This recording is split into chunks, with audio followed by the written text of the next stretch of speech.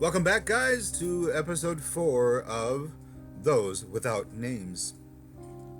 So, we have a little girl here named 8.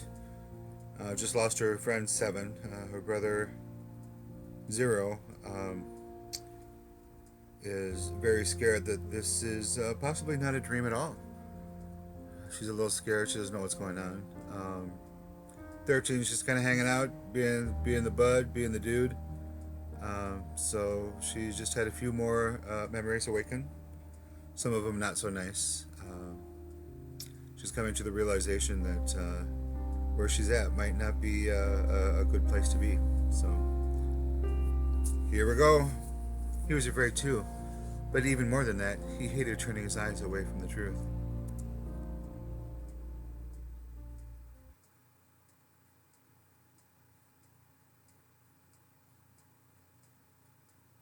I think we're dead.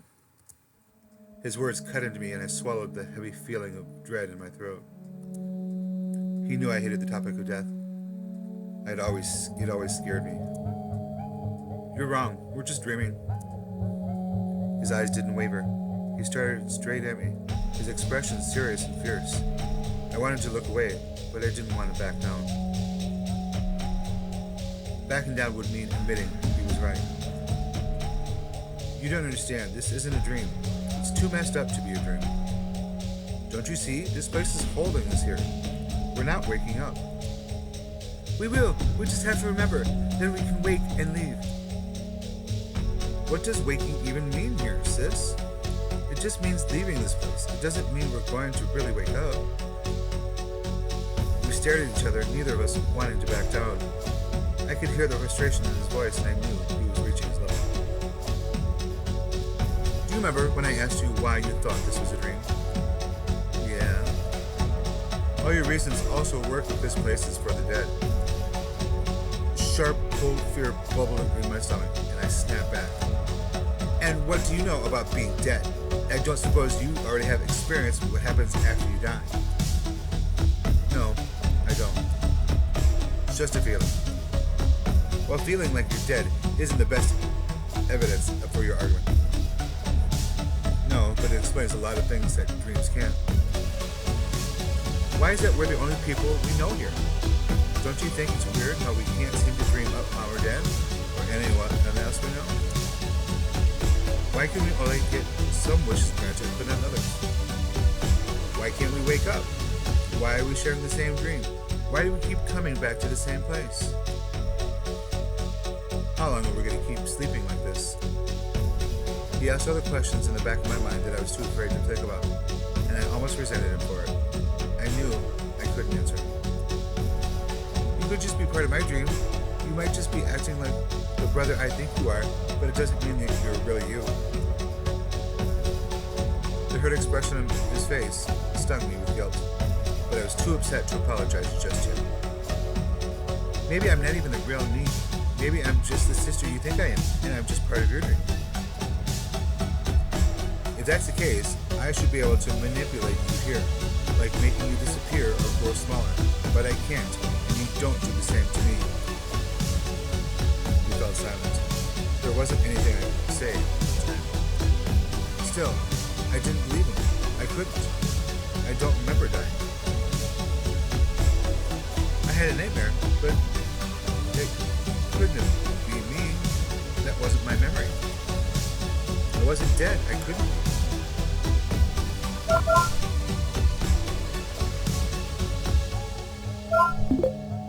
He was panicking, I could tell.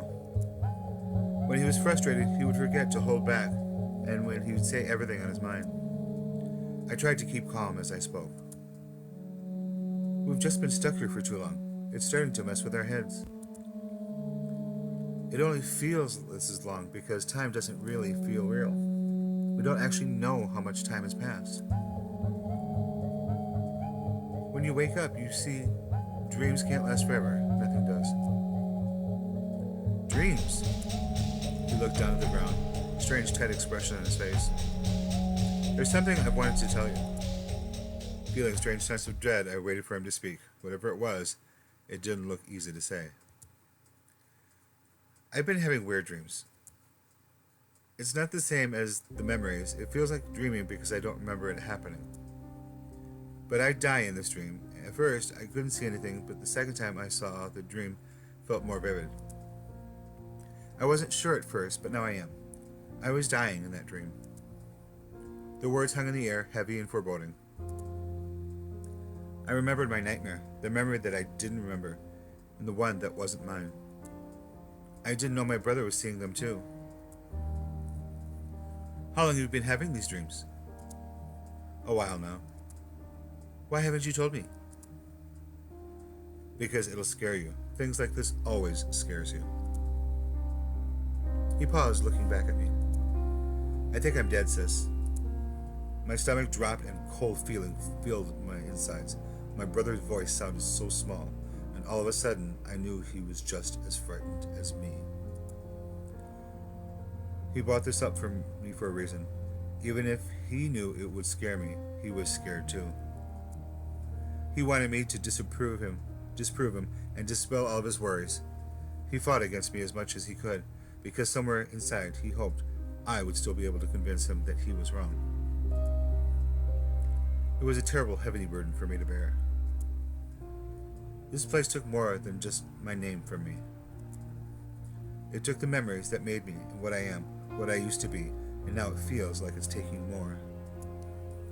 I can't stand it. I hate this place. But the worst part is never being able to leave. I quietly took his hand. He squeezed my hand in his, looking away from me.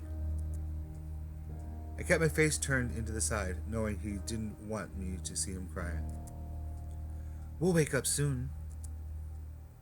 He snorted half-heartedly as he wiped his face and he squeezed his hand back. You'll see. We'll definitely leave this place.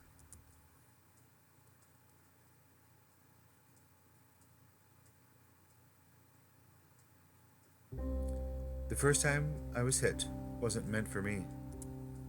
Spare the rod, spoil the child. Our dad was a believer on that phrase. He didn't believe in hitting girls. However, my punishment was the closet. My brother was the one who was beaten.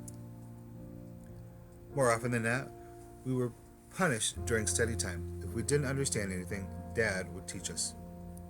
Of course he would. If we still didn't understand, he'd call us lazy. And if that didn't work, he'd lock me up in the closet. He'd beat my brother. He thought if we just tried harder, we wouldn't be having any problems. Dad had problems managing his anger. Duh. Sometimes he hit my brother a little too hard. Sometimes he left me in the closet longer. We hated being taught by him.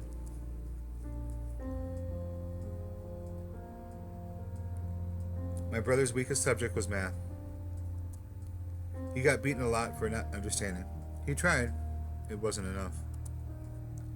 He wasn't trying hard. Dad would say to Mom, he was lazy. So when my brother brought home his first failed math quiz, Dad hit him. Maybe he thought pain would motivate my brother to work harder. Fear would make him try harder. All I knew was Dad didn't stop beating my brother. I don't know why I jumped in between them. I hugged my brother's hunched body for dear life as Dad tried to hit him around me. He missed and hit me instead. It hurt a lot. Dad lost his temper and he was hitting a little too hard, but it didn't stop me from holding on to my brother. I had to protect him. This was my brother's nightmare just as much as the closet was mine. I had to protect him. When Mom finally stopped Dad, I let go, tears streaming down my face from the stinging pain. I patted my brother's head as he cried.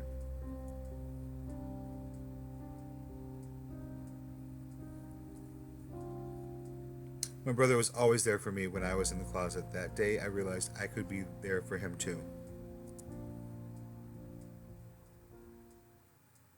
So sad.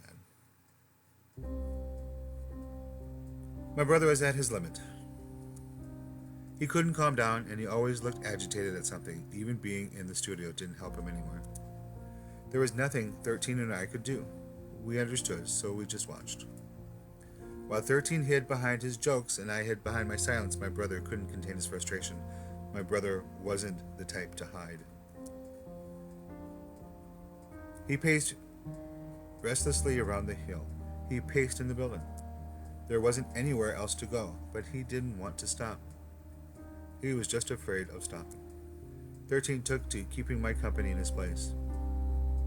I promised your brother to keep you company whenever he's gone, and he's never been as far gone as he is now. He tried to joke to cheer me up. I forced a smile. I may be losing my brother, but 13 was losing a friend too. He's having nightmares. 13 nodded as he absently strummed the guitar. Absently strummed. I know, weird, huh? I thought you all see you here as our memories. Have you ever had nightmares yet? No, just memories. Real boring stuff because nothing ever happens. He strummed the guitar again. I wished he wouldn't. The sound was jarring in the empty studio. But just as much as I loved silence, 13 loved sound, and it was though as he needed to be constantly surrounded by noise to keep the silence out. So I simply listened as he strummed a few chords. I tried talking to him, but he doesn't seem to be in the mood for it. Maybe he wants to be alone. 13 laughed, sounding sad. No, he doesn't. You're already alone in this place. It can't get much worse than this. He looked at me, his eyes completely serious. He needs you, 8. He just won't say it, that's all. You're the only one he's got left, just like it is for you.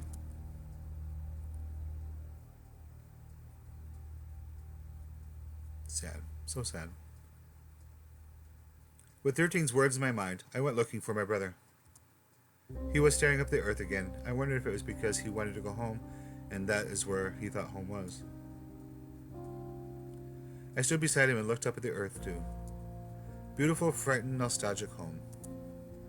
The nightmares are getting worse. He sounded broken, quiet. This time, it was my turn to be his strength. What did you dream about? I wish I knew. Things happen too fast. There was a lot of noise. I panicked. I tried to move, but it was so blindingly bright that there was only darkness. He paused for a moment, and then he spoke. His voice came out choked. My last thought was, always, I needed to protect you.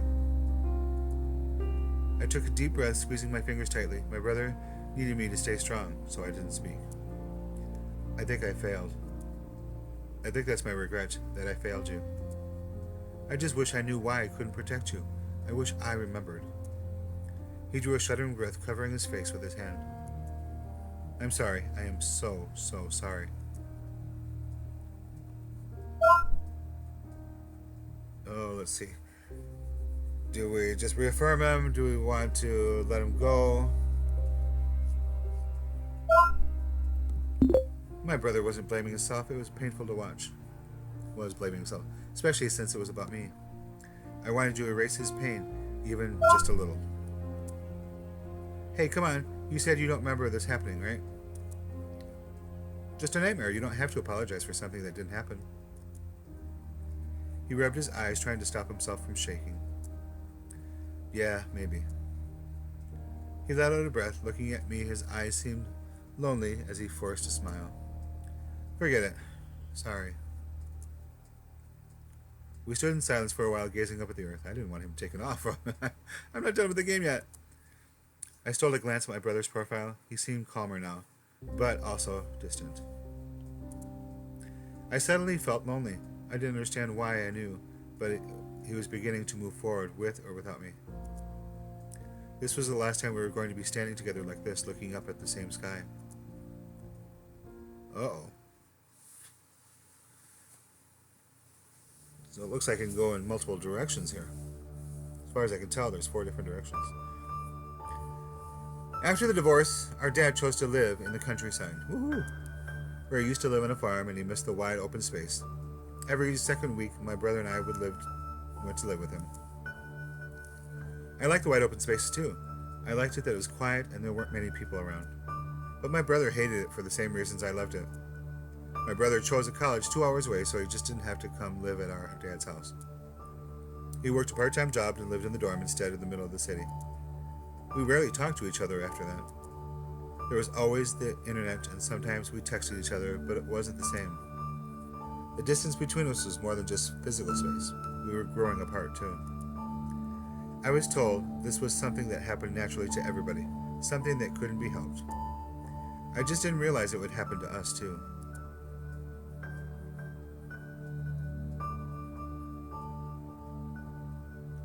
I missed him.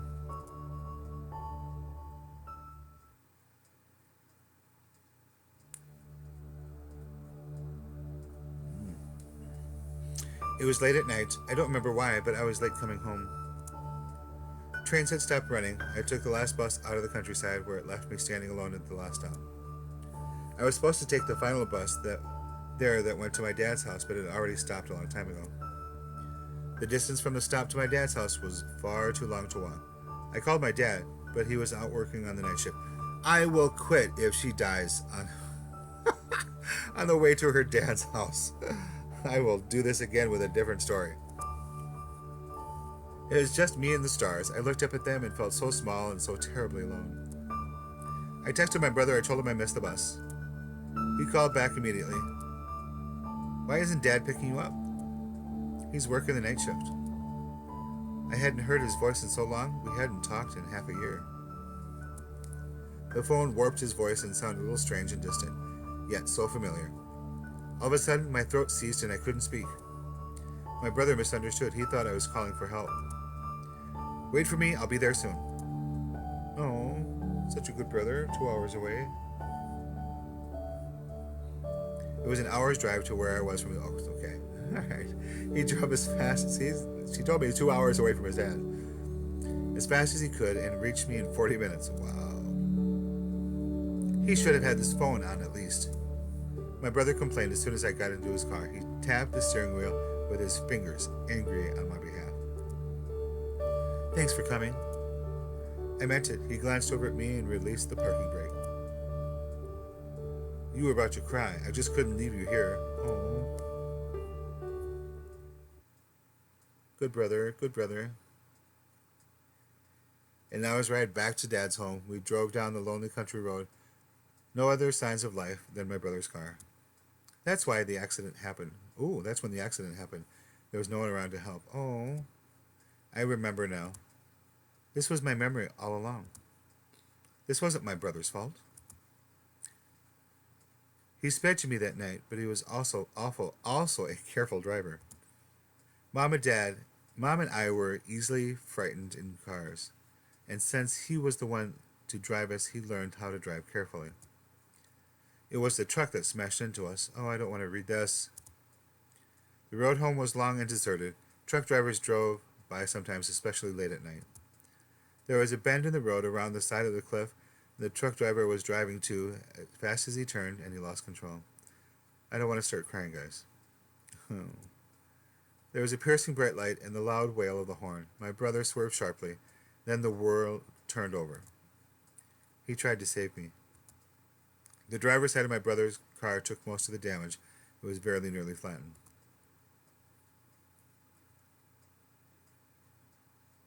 My brother was already gone when I came to. Oh, no, not again. I couldn't believe it. I wouldn't. I called his name over and over, wanting him to open his eyes. His name tore soundlessly through my throat until finally the words came. Leo. Leo, please wake up. It doesn't look like a Leo. Each word tore up my throat. I tasted blood and tears. My entire body screamed with pain. The car was turned over and the walls were crushed in. I was trapped. My arms and legs were pinned. I couldn't feel one of my legs. Leo! I kept calling his name, wishing he would wake up. He couldn't be gone. He was alive just a few seconds ago. We were talking. He was here. Help! Someone! I cried then. I couldn't breathe. I wanted Leo to wake up. Please, just wake up, please. The smell of gasoline and blood filled the air, suffocating me. There was so much blood leaking out of his body. He wasn't waking up. Please wake up. You were just here. Leo, please don't leave. Don't leave me. The voice was choked up and came out in his high-pitched sob. He didn't move. I wanted him so desperately to move. My brother wasn't waking up. My brother who rushed to my side when I thought I was alone. My brother who tried to save me in a split second before we crashed. He had left me alone in the crushed remains of the car. The walls were too close. They were pinning me down and I was struggling so hard to breathe that I couldn't. I coughed, choking on something warm and metallic. My consciousness blurred with agony. Help! Someone help! Please help! I don't want to die. I don't want to die. Please, I don't want to die. My struggling became more frantic. Being pinned down was choking me. I couldn't feel the life. I could feel the life bleeding out of me. Please, I don't want to die. The darkness was seeping into my eyes. I couldn't see. It was the most terrifying thing I've ever experienced.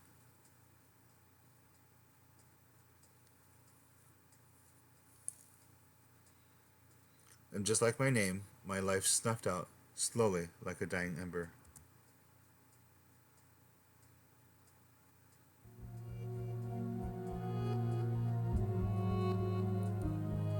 This was my memory. This is how I died. I didn't want to die. That was the last thought on my mind, the last wish I made with all of my heart. I didn't want to die. I wasn't ready to die. So I held myself back from moving on, no longer alive but unable to die for my own wish. I opened my eyes and felt more awake than I ever had in a long time. It was time for me to go. I needed to let go of the earth hanging over me, close enough to feel real and alive, but too far away to reach. Ember. The voice called my name and I turned around. I saw Leo and 13 coming to meet me. Leo, you have awakened too. The voice sounded calm. I was ready. Leo smiled and I saw relief in his eyes. When I was dying, I begged him not to leave me. Now it was time for me to let him go. He held out his arms to me and as I hugged him tightly. Leo, my brother and my best friend, the only brother I will ever have. I wanted to thank him for always being there when I needed him. I wanted to thank him for always protecting me, for not leaving me behind, even when he was gone long before I was. Instead, I didn't say any of those things. Leo already knew without me even saying them. You'll always be my brother. My voice was filled with emotion. I nearly choked on the last word. He laughed as he squeezed me back. And you, my sister. Whoa. He let go of me, glowing much brighter than before. He was turning into light. 13 coughed. We turned to him. So that's what your names are, Leo, Ember. I'm glad we got to meet you. Despite his grin, I could see the loneliness etched in 13's face.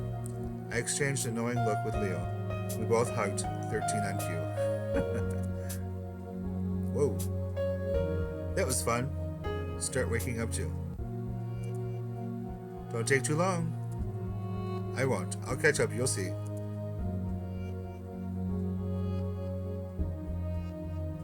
We let go of him, two brightly glowing bodies next to his. 13 watched us as we started to disappear. Leo took my hand in his. I met his eyes. Ready for the other side? He was always the brave one, just like his name, that he was so proud of. I smiled. Ready when you are.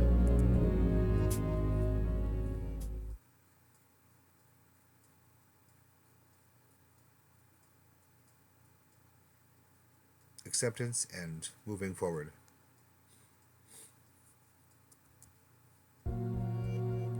All right. Well, I guess that was one version of those without names.